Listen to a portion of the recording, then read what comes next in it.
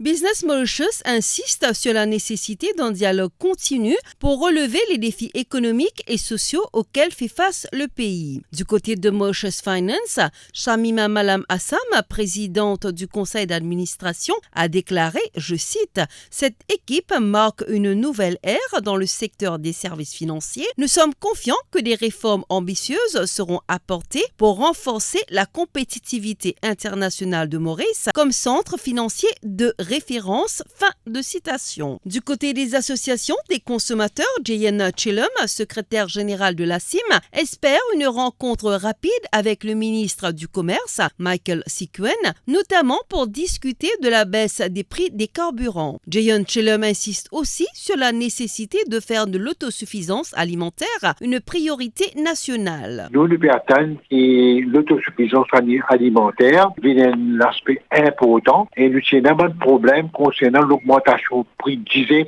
avec plus d'une manière anormale. Ça aussi, nous pouvons soulever ça avec lui. Nous attendons vraiment que ce gouvernement-là fait bien. Pour les artisans et PME représentés entre autres par Stéphane Morimoutou, les attentes incluent des mesures spécifiques comme l'introduction du duty free et un ajustement des prix des carburants. Beaucoup de choses qui peuvent faire, où nous avons une proposition, une prend service pour les autres du monde. Par exemple, nous proposons duty free, l'urban transport pour nous, et duty directement pour un pêcher. Premier soulagement, nous ne pas pris licence, comment pour faire, comment les pour baisser. Du côté de la société civile, Ashwin Gangaram, manager de l'ONGL, s'inquiète de possibles abrupts changements dans les programmes de lutte contre la drogue. Donc il est important qu'il y ait sa rencontre entre l'autorité, le nouveau ministre et la société civile et de l'ONG travailler ensemble. Notre attente, c'est au niveau du financement de l'ONG, tout le financement de la lutte contre le VIH, le Fonds mondial qui fait financer ça pendant plus d'une quinzaine d'années qu'il finance